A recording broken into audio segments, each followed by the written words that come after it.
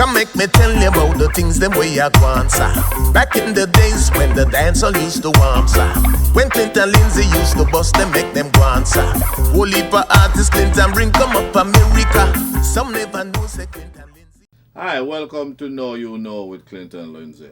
This is where I get a chance to tell stories of my over 40 years experience in radio broadcasting and the entertainment world. Today we're going to take a look. I'm going back to 1993, one of my darkest years in the business. It was really a bad time for me. 1993. We start by March, April of 1993. I was again let go by WNWK. Since Otto Miller took over the station as general manager, he and I never saw eye to eye. He saw some stuff that I never agreed with, and he always tried to tell me that I don't own the station, I don't run the station. This particular time, me and my crew left the studio in the morning, and I got a call from the engineer saying that a headphone was missing. What they used to do at that time, they used to do an inventory before each jock comes on the air, so they will know if there are 5 headphones, microphones, and all of that. I got a call that a headphone was missing, and they think that maybe one of my guys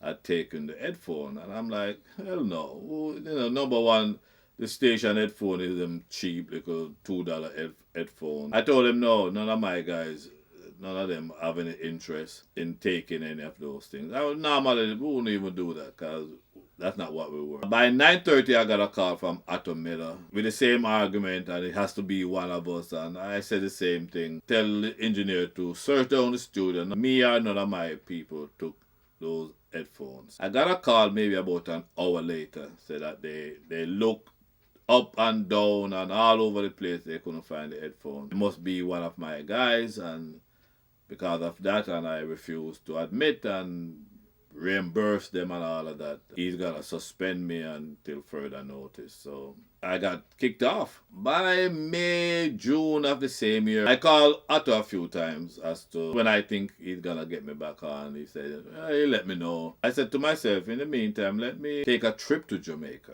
Just chill out in Jamaica. Maybe get on a radio station there and earn some money down there and chill until Otto Miller decides to call me back. I had some connection as usual. When I went to Jamaica, I tried to utilize. I got an apartment in Narbrook, that place out in Kingston, and that apartment was running me like $15,000 a month. At the section of Narbrook, Prime Minister P.J. Patterson, that was his private home. I was on top of this hill, and he was down here, so I could see his security when I went out to jog. At the time, Barry G was at Power 106. I called Barry to let him know that, I'm here in Jamaica and I'm looking for something to do until Otto Miller calls me back for WNWK. Barry told me that this guy, Mikey White, was in charge, programming and general manager for Power 106. So I should link up with him, and Barry was saying that I should just go through the regular channel protocol, but he will talk to the guy and make sure everything is good. So I called Mikey White and, say I'm in Jamaica and, need to do something.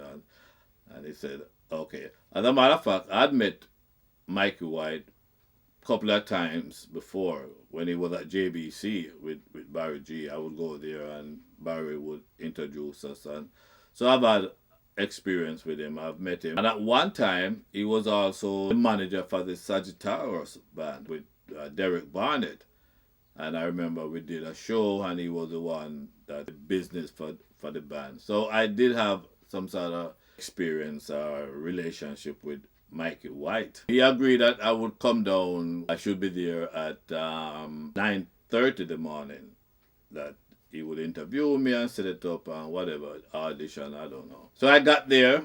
At the time, I was renting this car. So I drove to the station. When I went into the building, the security, I told him I have an appointment, Mikey White, for 9:30 that morning. It was a big room, because when I sat there, I could see everybody. Eventually, Mikey White came, I was sitting straight ahead looking at the big space like I'm looking in the camera right now. He saw me and we saw each other and we kind of nodded, acknowledging each other that we are here, that I'm here. 9:30 came. Nothing. 9:45, nothing. I'm just sitting there watching all this, everybody moving back and forth. About 10 o'clock, I saw this lady came in with a tray with obviously tea and maybe some crackers or something. He started drinking the tea with his little pinkies sticking out and drinking his tea. And he's looking at me. He haven't said anything to me yet. He's just looking at me and I'm looking at this guy and said, yo, you think I'm impressed with what you're doing? I just figure at the time now, somehow he thinks that doing what he's doing, he's getting back at me. I don't know if I did him something or whatever. But he was just there drinking his tea. And I'm there watching this guy. And we're talking about 10, 15, 10, 20. And I'm watching this guy, Mikey White, just showing off on me. Showing off. Then I got up and I said to the security, listen, I'm going to go. If Mr. White wants me, he has my number, he can call me. And the security was like shaking his head like, I think saw Mikey White there too. And Mikey White didn't even say good morning other than the nodding of the head. So I jumped in the car and I left and I went back to the apartment.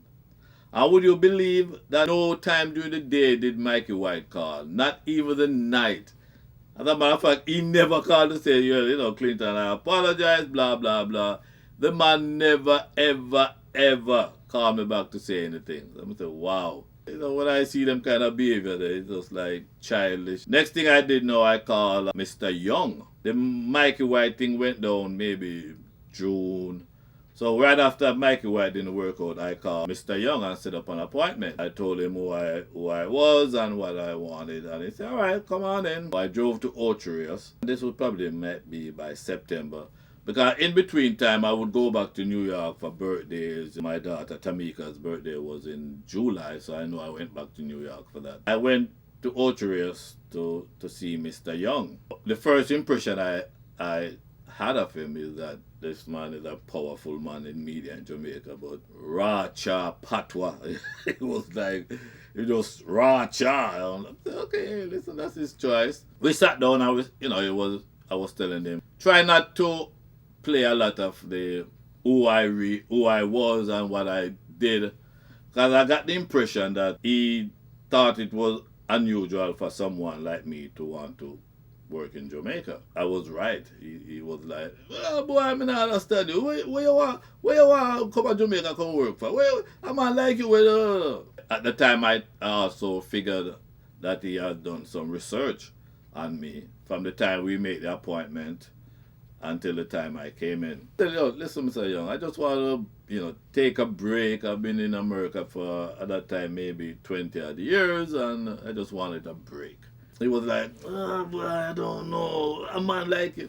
I said, how me pay a man like you? How me can pay a man like you? I said, Mr. Young, whatever you're giving to the other guys, that's okay with me. You don't have to go to your way. I'm not demanding no big salary. I just want a job. I just want to do something while don't make no sense. There's something. And I'm like, Mr. Young, I am not wanted. I'm not running from the law.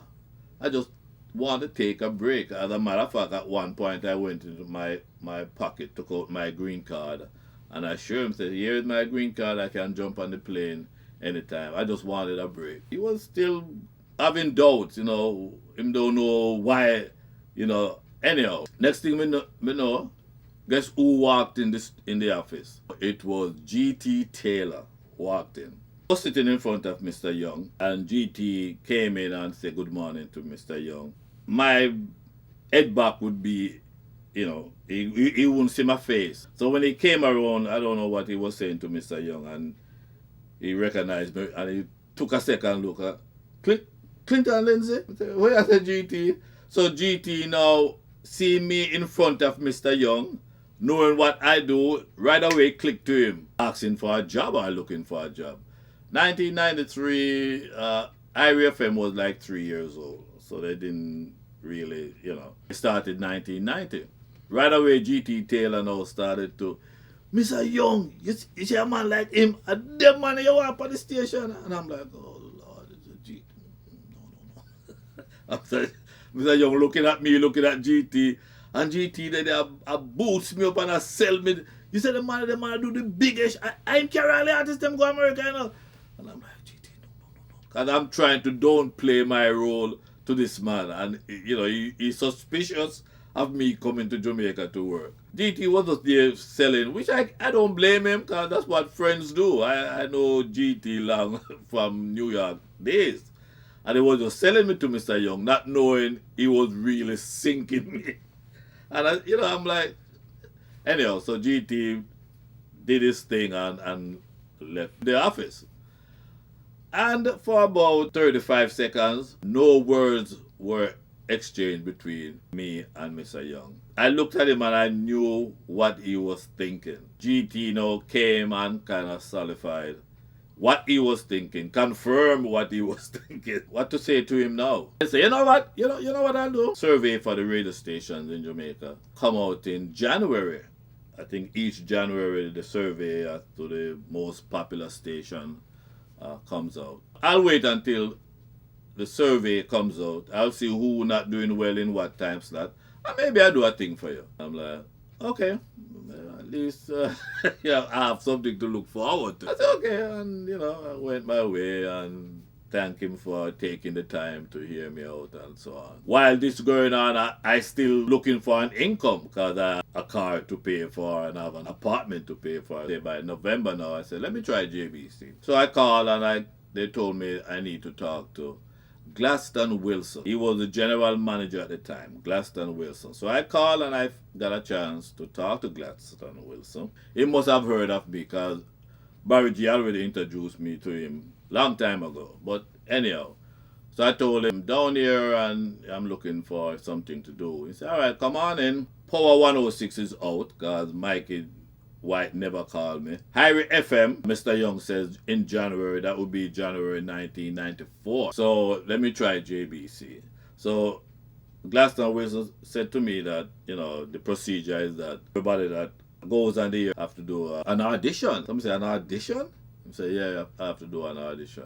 I say, all right, hey, audition you want, audition you get. He called an engineer to take me to another section of the station to do some studio to do the audition. And you know what the audition was to read a news sheet. And I'm like, okay. The engineer was taking me to the studio to do the audition. He was like, hissing his teeth. Sure, foolishness is a man like you don't need no audition. I say, listen, he said he wants an audition. Let's give him an audition. Yeah, I was just screwing and just saying things. Foolishness. We went to the studio. He gave me the copy. I read the news and he taped it. He said, all right, I should go back to Mr. Wilson and he will let Wilson know he has it on tape. So I went back to Mr. Wilson and I told him everything is done. And he said, okay, he's going to go listen to it later and go over with his board. They will make a decision. I said, okay. During all that time, I was still doing my reports for X News because I was one of their New York's representatives. They were at Ugly Park Road at the time. I would still go and do my report, do my chart. I would call up New York record stores and get sales figures. And I was still compiled. So those things were still being done. One thing was happening. Vinette Price and Kim Smith were also reporters from New York for X News. Every other week or so would have an item in their column. Clinton Lindsay. Where is Clinton Lindsay? People are asking, where is he? Is he coming back on the radio and all of that? Here I am in Jamaica. Can't get my foot in the door. New Yorkers are asking, where am I and what's happening with me and so on. After a couple of days now, I called Mr. Wilson. I remember now, Harry FM is saying January, so there's no need for me to call Mr. Young. It's over with Power 106 with Mikey White. My only hopes right now is Glaston Wilson and JBC. When I called, the first time they told me he was off the island. He'll be back in 2 weeks. Yeah, I waited like 3 weeks. Now we're into December. Call him again. He was in a meeting and it just kept going. About December 18th, 17, 18. I'm getting out of here. So I called my travel agent. I said, hey, Candy, send me a ticket, please. A one-way ticket from Jamaica to New York. She sent me the ticket for December 20th. Here I am, trying to get into Jamaica, and in New York, they want me. I know I can go back to Dublin WK and talk to Otto Miller and get back my slot. I could have done that then, but I wanted an excuse to go to Jamaica, because everybody wants to work in Jamaica. Even for the, the fact that, you grew up there and you want relatives and friends to see. I got the ticket for December 20th. And I said, you know what? I gave up the apartment, went back to New York. I got a call first thing the morning saying that they had killed Dirtsman that morning. Dirtsman got killed on the 21st of December, 1993. I came back to New York December 20th, 1993. By January of 1994, I was back on WNWK. I don't think I was fired again until they sold the station in 1997. Looking back at 1993, first I was kicked off WNWK. Then I was rejected by Mike. Well, would you call that rejection by Mikey White? Because he never did an audition. He never called me back to say, well, hey, listen, I was busy. He set the appointment for 9:30. He never called me back, so I just figure that was a way for him to rub my nose in it or something like that, because he never called back. Then Mr. Young said that he, when the survey comes out in January of 1994, he will see. It's not that he said he's definitely going to give me a job. He said he will see who is weak and who is not doing well. So it could be any time. I wouldn't even mind that, because I really wanted to work in Jamaica at the time. Glaston Wilson, JBC, he never called me. He has my number. They told me he was in a meeting, and by the time I left Jamaica, he never called me. I would consider 1993 one of my worst years in this business. That's the way it was. Now you know. Don't forget to subscribe, like, and leave a comment. And let me know what you think of these little video chats that I'm having. Until next time, take care. Bye. And Lindsay a promoter. Bring up the biggest set of artists from Jamaica. Like Super Cat and Mr. Early be the doctor. Only for artists, no for them me can't remember. Who can remember when them used to keep Jamaica? The kind of show that used to give out no for water. To reggae.